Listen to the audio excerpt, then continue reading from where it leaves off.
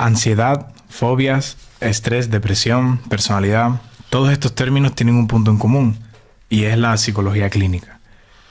Esto se puede definir como la rama de la psicología en la que se realiza la evaluación, diagnóstico, prevención y tratamiento de las personas con algún tipo de trastorno psicológico que afecta su calidad de vida.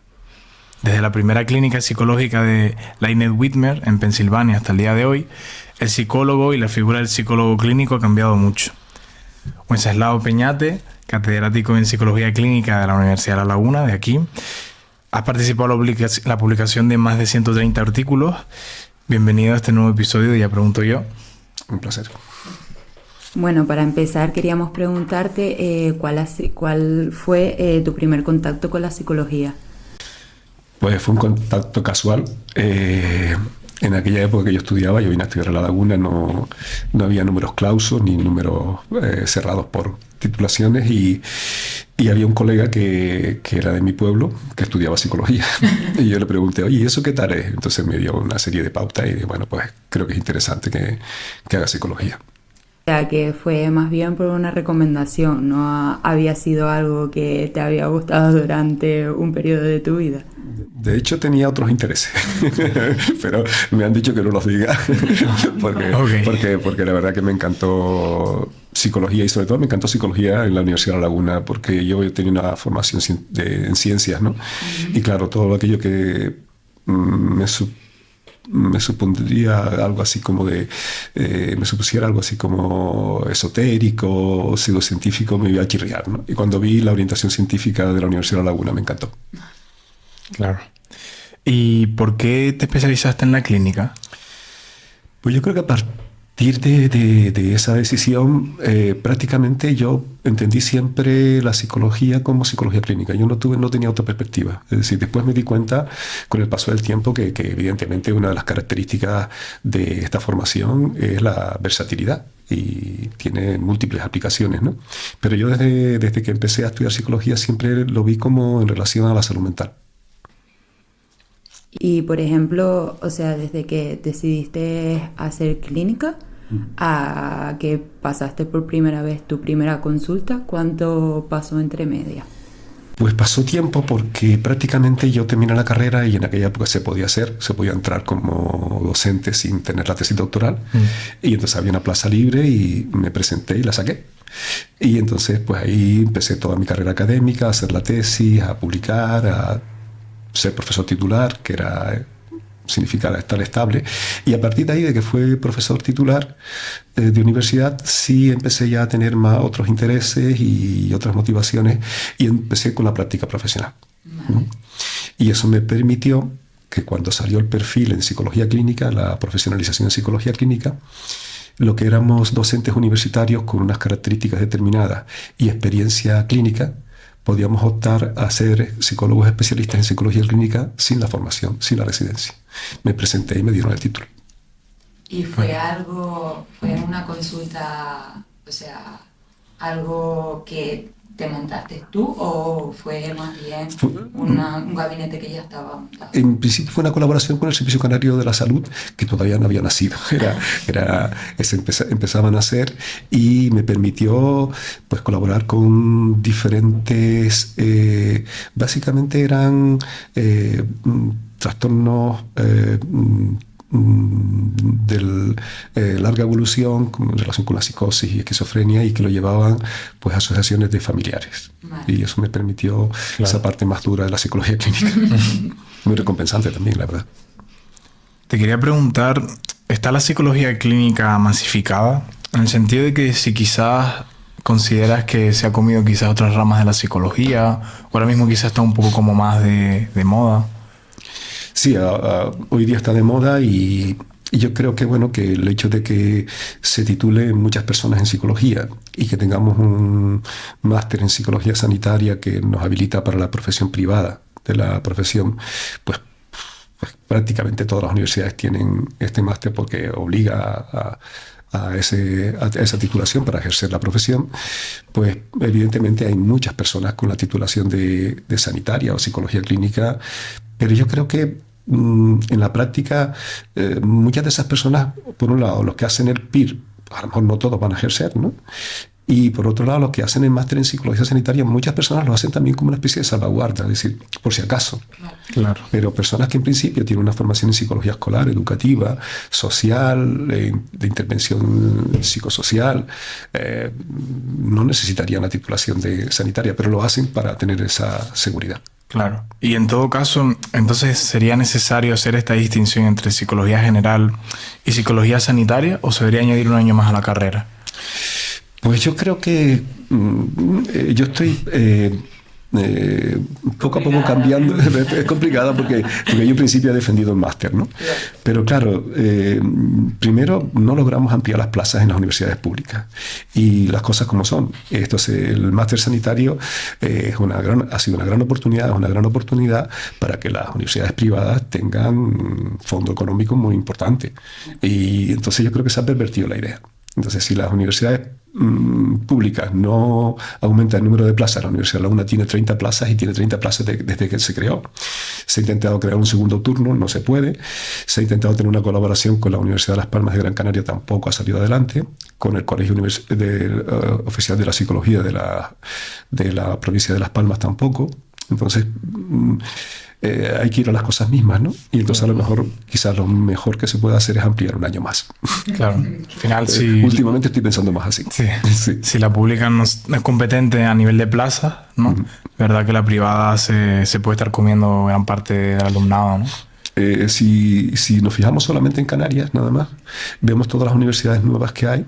Todas las universidades nuevas, una de las cosas que hacen casi prioritariamente es verificar el título de máster sanitario, ¿no? Sí.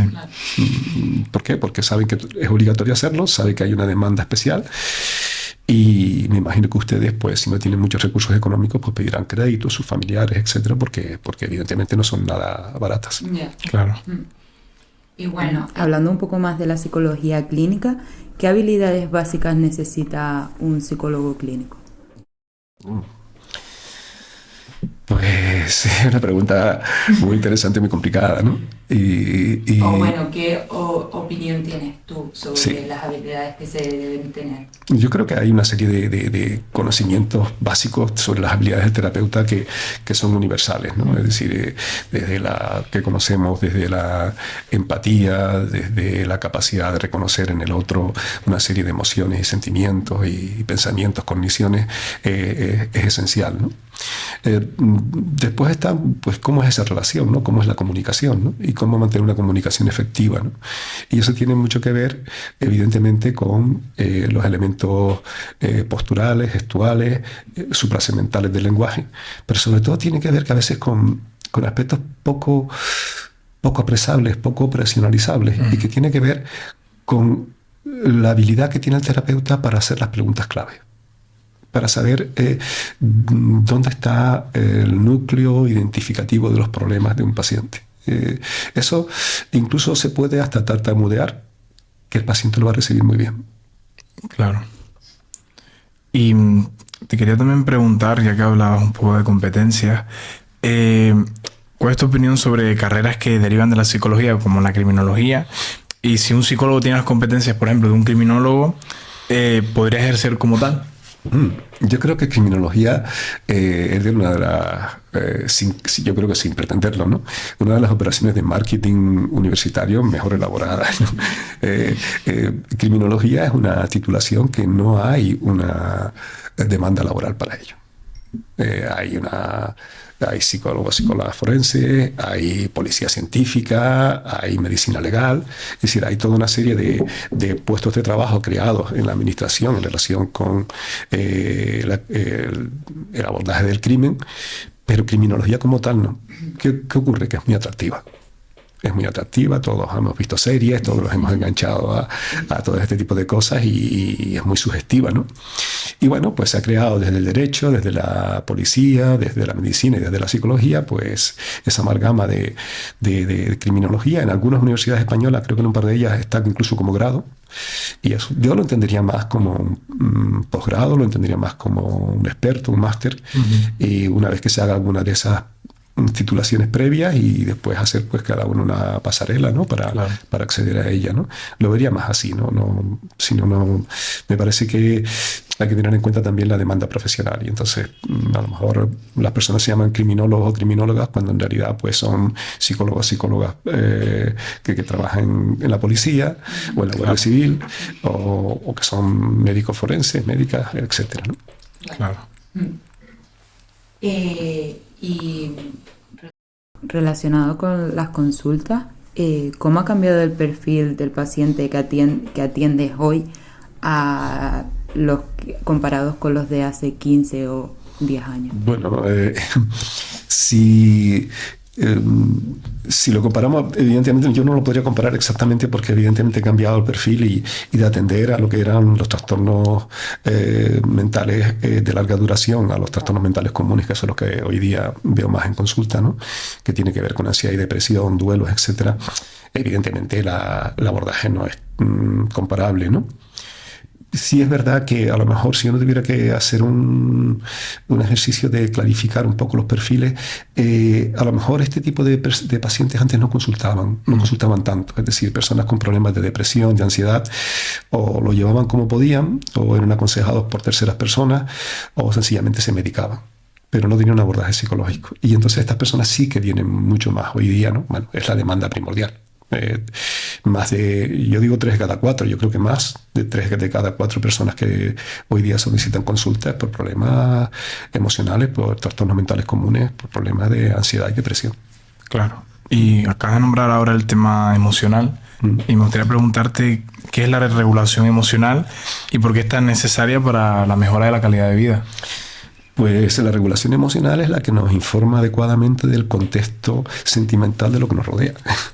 Si no está bien regulada, no nos informa adecuadamente. Entonces, pues empezamos a sentir angustia por algo que a lo mejor no tiene esa entidad o no tiene ese poder tan fuerte, ¿no? Empezamos a sentir miedo, empezamos a sentir tristeza, empezamos a sentir una serie de emociones que no se corresponden, que no nos protegen, que no nos adaptan bien. Y entonces, bueno, pues hay que ir a que las personas sepan manejar adecuadamente sus emociones. Entonces, regularse emocionalmente significa tener unas estrategias adecuadas. Que no tenemos las estrategias adecuadas, tampoco pasa nada. Pero a poco que el contexto se ponga un poco feo, claro, si no tenemos esas habilidades, pues nos pueden llevar un poco por delante. Claro. Y como terapeuta, ¿cómo se maneja ese impacto emocional después de una consulta impactante? Bueno, eso son delgadas líneas rojas, ¿no?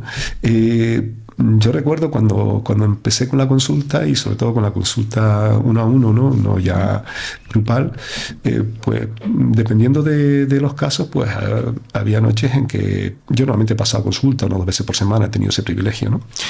Y había noches que a lo mejor me dormía a las 3 y a las 4 de la mañana, ¿no? Alguna vez me pasa hoy día. A veces uno no se acostumbra nunca al dolor del ser humano, al sufrimiento del ser humano, no te acostumbras nunca. Pero es verdad que incluso ya quieres más confianza. Entonces, cuando ves algunos casos y puedes ver la desorientación del paciente, ¿no? Y puedes ver incluso su sufrimiento, pero dices, ay, no sabe que le puedo echar una mano. Entonces yo me quedo más tranquilo. Y a lo mejor ese sufrimiento que tenía antes de cómo abordarlo, cómo hacerlo, a lo mejor mi experiencia hoy día me dice, él no lo sabe, pero le voy a echar una mano. Claro. Nombraste antes también consulta grupal y consulta individual. Uh-huh. ¿Cómo es eso? Normalmente cuando empecé a trabajar con las asociaciones, pues gran parte de las consultas eran grupales. Aquí voy a hacer un inciso con respecto a la psicología clínica en atención primaria, que se está promocionando y está muy bien. Hay protocolos grupales muy buenos para la regulación emocional. Tanto basado en las terapias de segunda generación como en terapias de tercera generación. Creo que sería un gran acierto que el Servicio Canario de la Salud, si no están formados, formar a estas personas para estas terapias grupales que no son nada complicadas, que es prácticamente la demanda mayoritaria de las personas que van a atención primaria con problemas en salud mental y que se ha demostrado ser eficaces y efectivas. Igual de por lo demás. Al final, cuando tú estás en un grupo y realmente ves que no eres a la única persona que le está pasando, te puedes sentir identificado con las otras personas. Y eso también pues puede un poco pues bajar ese malestar que tú sientes con respecto a la vida, ¿no? Sí, hay un primer efecto de normalización, que es ese decir, oye, no estoy solo, no estoy sola en esta vida, ¿no? Y hay otras personas que sufren como yo, y empiezas a normalizarlo, y empiezas a ver que no eres un bicho raro, y que ese abordaje es posible. Pero incluso poniéndote en el otro lado de la mesa, ¿no? Y además tenemos herramientas. Porque toda la perspectiva transdiagnóstica basada en las terapias de segunda generación, y hoy día tenemos también un protocolo transdiagnóstico basado en la terapia de aceptación y compromiso, yo creo que son muy interesantes porque permiten un grupo a lo mejor diverso, con unos a lo mejor con una ansiedad generalizada, otro con un trastorno depresivo, otro con un TOC incipiente, pues abordarlos con un mismo proceso terapéutico. Y eso es lo muy importante de los protocolos transdiagnósticos, que disponemos de ellos, y es una herramienta que yo creo que ayudaría muchísimo para que este santuario que significa que la psicología esté en atención primaria, la psicología clínica en atención primaria, la psicología sanitaria, no se venga abajo. Claro. Es decir, porque como ustedes decían al principio, evidentemente hay un boom de la salud mental y del interés por la salud mental. Retrocedimos en el tiempo, si de repente después de esa demanda no respondemos bien. Claro, y al final a nivel de recursos es mucho más óptimo, ¿no? Hacerlo de forma grupal. Creo que sería eso, retroceder muchos años en el reconocimiento de la psicología clínica, ¿no? Claro. Si de repente no damos una buena respuesta. ¿Y cómo crees que va a evolucionar la psicología clínica? Pues yo creo que muy bien en el desarrollo tecnológico, muy bien en el desarrollo en conocimiento, pero a mí siempre me gusta, cuando me dicen esto, me gusta decir algo. Yo no veo al día de hoy que la psicología clínica no deje de ser nunca una relación interpersonal.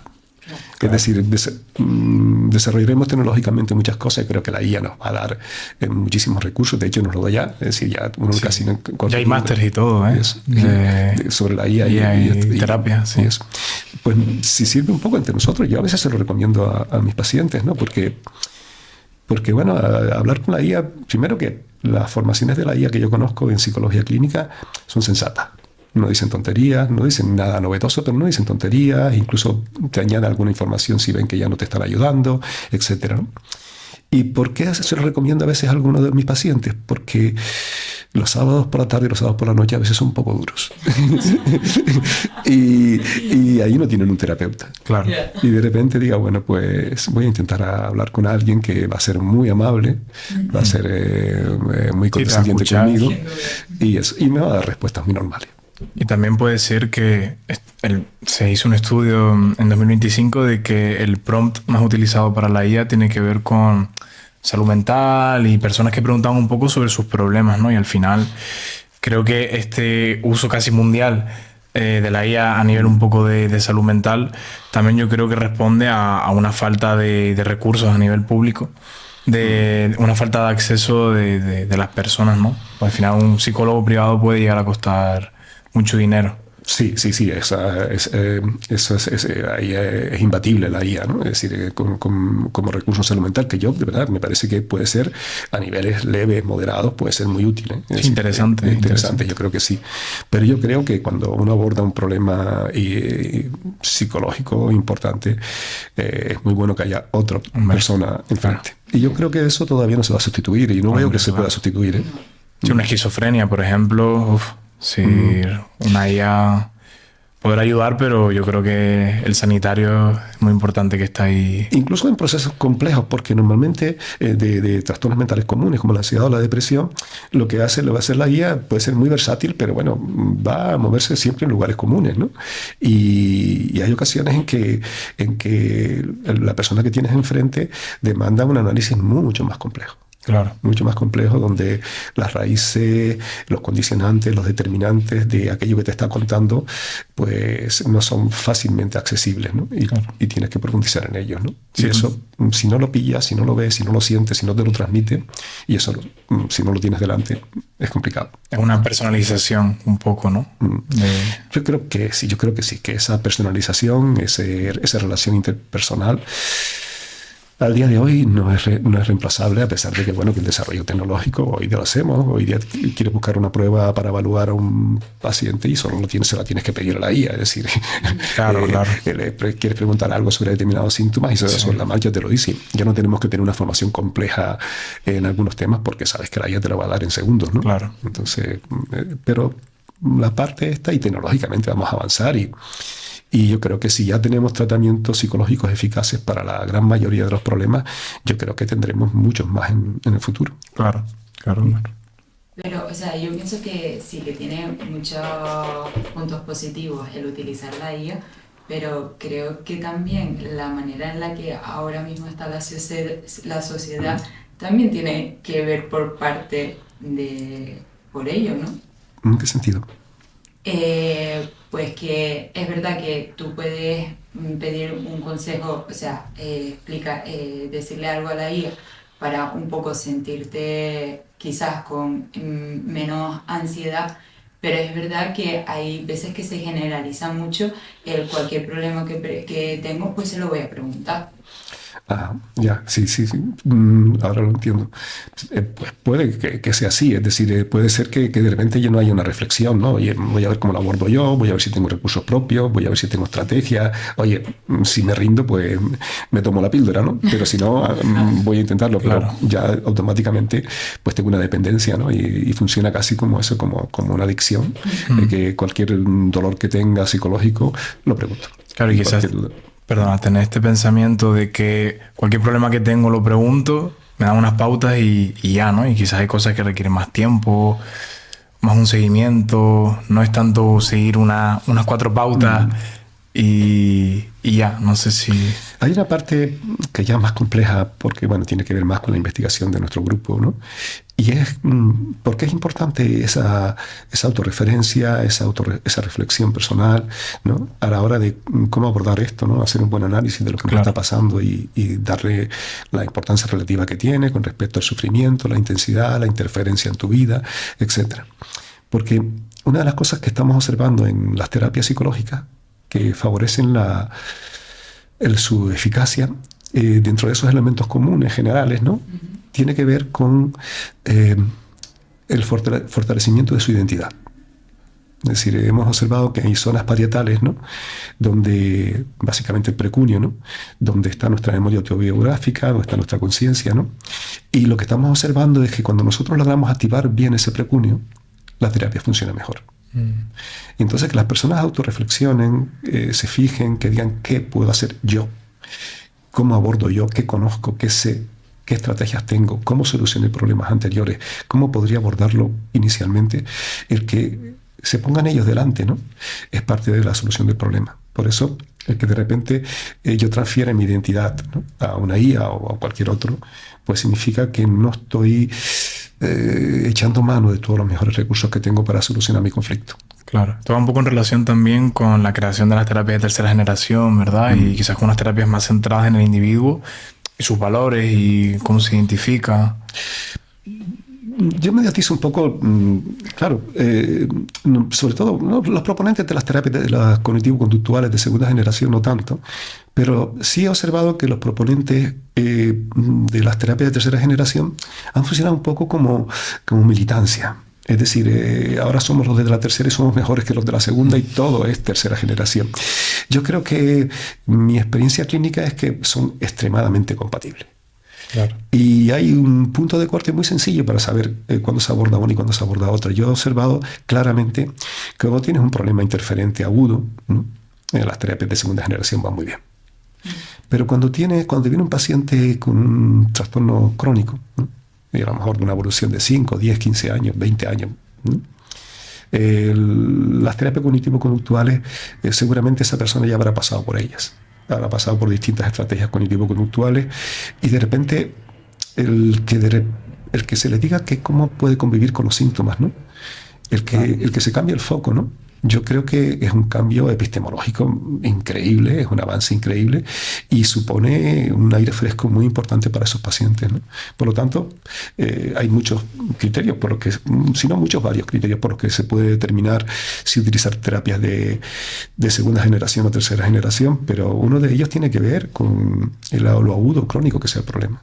Claro. Y para los problemas crónicos que antes nos matábamos con las terapias cognitivo-conductuales y el paciente se enganchaba al síntoma todo el tiempo y no había manera, ¿no? El que de repente le diga, yo no tengo ni idea de cómo quitarte ese síntoma, pero además, y que de repente le crees ese vértigo, ¿no?, al paciente, ¿no? Pero al mismo tiempo le digas que al mismo tiempo le puedes decir que con ese síntoma puede tener una buena calidad de vida. Claro, puede trabajar con él. Puede trabajar, puede manejarse y saber que el problema del síntoma no es que exista, sino que lo hagas el centro de tu vida. Claro. Claro. ¿Y ha habido algún caso que te haya marcado en tu carrera? ¿O haya supuesto un antes y un después? Antes y un después no, pero sí tengo marcado 4 o 5 de un dolor extremo. Sí. Y de un dolor extremo al que prácticamente funcionas con compasión. Porque a veces la vida se ceba, ¿eh? La vida es muy dura y yo creo que son experiencias inolvidables que he intentado ayudar como he podido, ¿no? Y eso, pero te da un poco de rabia, ¿eh? Te da un poco de rabia y dices, joder, no le puede pasar más a este señor, a esta señora, ¿eh? Es que no puede haber más desgracias, ¿eh? Y eso te duele, te atraviesa, ¿no? Y se te queda ahí, ¿no? Y la fortuna es que normalmente los pacientes te ayudan y colaboran y les puedes echar una mano. Claro. Pero algunas veces no. Yo, por ejemplo, llevo muy mal los trastornos duales. Claro. Además del infanto juvenil, no me siento cómodo, no soy útil. Y en las patologías duales, donde pues además de una adicción a sustancias hay un trastorno clínico, no me reconozco como buen terapeuta. Ya. Sí, a veces está bien saber un poco las limitaciones, ¿no?, que tiene uno y... Eso dentro de las habilidades del terapeuta, al final, después de la primera entrevista, después de las primeras sesiones, es saber reconocer tu competencia. Claro. Y si tú no eres competente para ese caso, no mantengas a un paciente injustificadamente en consulta. Claro. Hay muy buenos profesionales ahí fuera. Yo se los recomiendo. No, y que también dice mucho sobre tu profesional, el decir, bueno, yo no estoy quizás cualificado para pasar consulta con esta persona, así que lo voy a derivar a una persona que realmente sí va a hacer un buen trabajo. Quizás la primera parte no lo digo así, ¿no? Claro, es decir, pero... no digo, ay, yo de eso no sé. No, sí, pero saber derivar. Sí, pero sí digo, bueno, yo creo, mira, conozco profesionales, conozco un colega, conozco a varios colegas que, mira, por lo que estoy viendo, te pueden echar una mano mejor, te lo voy a recomendar. Y nada, yo creo que, vamos, que, en fin, de manera significativa te van a ayudar mucho mejor que yo. Y por lo tanto te voy a recomendar a ellos y eso es lo que hago. Sí. A nivel de ética profesional, ¿no? Saber derivar, saber dónde están tus limitaciones, eso también me parece muy importante. Como en la vida real, las simpatías no se reparten por igual y hay pacientes que son más atractivos y pacientes menos atractivos, ¿no? Ese no debe ser un criterio. Pero sí, si tú tienes las competencias para el problema que estás detectando. Claro. Es decir, si un paciente por su manera de ser, por sus características, su personalidad, su modo de enfrentarse cotidianamente a los problemas, te resulta, entre comillas, antipático, no le echas la culpa a la víctima. Significa que tienes más trabajo. Claro. Pero otra cosa es que tú digas, yo a esta persona no le voy a poder ayudar, yo es un tema que no manejo bien, por lo que sea, ¿no? Y prefiero derivarlo porque sí le van a ayudar. Y en eso sí tiene mucho que ver con lo que tú acabas de comentar, que es la ética. Claro, por ejemplo, el que no sabes si realmente le vas a poder ayudar también va mucho de la mano de que no voy a poder conectar contigo como paciente para poder avanzar en el proceso, ¿no? Exacto, es decir, esa alianza terapéutica que claro. Intrínseca a que la terapia funcione, no la vas a establecer. No la vas a establecer. Y a veces uno pues se empeña, y a veces con la mejor intención del mundo, posiblemente la mayoría de las veces con la mejor intención del mundo, venga, le voy a ayudar, lo voy a sacar adelante, y a veces hay que aprender que hay cosas que no somos capaces de llevar a cabo, y que hay gente muy buena ahí fuera, muy buena. Y hay personas con las que no podemos conectar también, o personas que tienen prejuicios sobre el terapeuta y no consigues derribarlos. De todas formas, también aprovecho porque para también desmitificar un poco, entre comillas, ese amor a primera vista. Es decir, esa alianza terapéutica que se establece prácticamente con el primer contacto con el paciente. Eso ocurre infrecuentemente. Es decir, lo más frecuente es que el paciente te evalúa, ¿no? Tú analizas al paciente y a lo mejor necesitas unas cuantas consultas para que se empiece a establecer con una cierta solidez esa alianza terapéutica y esa relación de empatía, ¿no? Es como la persona te está abriendo su corazón y quiere saber si está en buenas manos, ¿no? Y está examinándote y está diciéndole, es confiable esta persona. Y eso no tiene por qué pasar en la primera consulta, puede pasar, ¿eh? Y ese hilo invisible puede aparecer, pero lo más natural es que aparezca, pues a lo mejor en la segunda, en la tercera sesión, y ya empiezas a observar. Incluso algunos pacientes dilatan el contar aspectos centrales de su problema o de condicionantes de su problema a ir confiando más en nosotros. Claro. Y a lo mejor nos dicen que sí, a lo mejor lo que nos consultan es sensato, es un problema que tienen, pero a lo mejor no es exactamente la raíz del problema que quieren abordar. Claro. Al final también es algo que se construye, ¿no? Como cualquier tipo de relación, Sí, realmente. se parece mucho. Claro. Se parece mucho a una relación interpersonal. Sí. Y por ejemplo, cuando sabes que un paciente está realmente preparado para darle el alta. Sí, tenemos que ser muy precavidos con el informe verbal del paciente. Es una información muy relevante. Pero es muy bueno que nosotros nos acostumbremos a cuantificar el proceso. Entonces, hay una cuantificación muy sencilla que es con una cierta recurrencia, pues aplicar una escala, un procedimiento de evaluación mínimo, si hemos aplicado por un tema de desánimo, por un tema de angustia, por lo que sea, pues tengamos siempre una escala, que hay montones en el mercado, que todas las conocemos, ¿no? Y por fortuna, pues ya se le informa bien al alumnado sobre ellas, ¿no? También a veces es bueno tener una especie de acuerdo entre el paciente y nosotros, ¿no? Donde a lo mejor, pues, sesión a sesión le pedimos de 0 a 10, cómo estás de estado de ánimo, cómo estás de tal, cómo estás de cual. No son escalas, pero son datos cuantitativos. Porque aquí se produce a veces un caso que es completamente humano, absolutamente comprensible, y es que cuando un paciente llega, está a un nivel de 2 sobre 10, ¿no? Y a partir de que el proceso empieza a funcionar, pues a lo mejor ya está 5, 6, 7, y el paciente te sigue informando de que no va bien, porque quiere 10. Entonces, claro, es bueno tener ese acuerdo y enseñarle que esto es una evolución. Entonces, dice, mira, cuando llegaste eran 2, después pasamos a 4, después pasamos a 6, vamos poco a poco, vamos en el camino adecuado, ¿no? Por tanto, el informe verbal es muy interesante, pero hay que cuantificar también, hay que tener esa cuantificación para observarlo. Un dato, evidentemente, que hay que tomar en cuenta siempre es porque, y esto es un tema en clínica muy, muy importante, y es... normalmente nosotros valoramos los problemas por la intensidad de los síntomas, ¿no? Sin embargo, clínicamente no es tan relevante la intensidad como la interferencia. Hay personas que se angustian y elevan al máximo cualquier problema y le dicen, pues 100 sobre 100, ¿no? Pero sin embargo siguen estudiando, siguen trabajando, Claro. siguen con su vida cotidiana, ¿no? Bueno, interfiere poco, solo que tiene una valoración excesiva del síntoma. Por lo tanto, una manera también de recuperación que contamos, ¿no? Tiene que ver con que esa persona esté volviendo, digamos, a su desarrollo cotidiano, ¿no? Analizamos ahí, pues, 4 áreas, ¿no? Que tienen que ver con las relaciones sociales, familiares, laborales o desempeño académico, ¿no? En el sentido que está volviendo, está vinculándose de nuevo, está interfiriendo menos el problema, y entonces es un dato muy, muy relevante. Después hay criterios clínicos sobre una disminución del 50% de los síntomas, etcétera, que, bueno, los tomamos muy tangencialmente. Yo procuro tener una evolución cuantificada para tener un acuerdo con el paciente, y después examino muchísimo la interferencia. Claro, tener en cuenta a nivel funcional, Claro. ¿no? Cómo afecta a nivel funcional de la persona. Porque es la clave. Es la clave. Es decir, observan, tendrán ustedes amigos o amigas que, entre comillas, se ahogan en un vaso de agua, ¿no? Y otras personas que les puede pasar de todo y, bueno, se mantienen ahí, ¿no? Sí. A lo mejor el nivel de angustia real, si lo midiéramos objetivamente, sería muy parecido. Pero unos tienen una... Resiliencia, quizás. También. Resiliencia uno y otro sensibilidad excesiva. Claro. Y los dos, pues siguen estudiando. Entonces, bueno, no interfiere. Claro. No sé si quería preguntar algo más. Sí.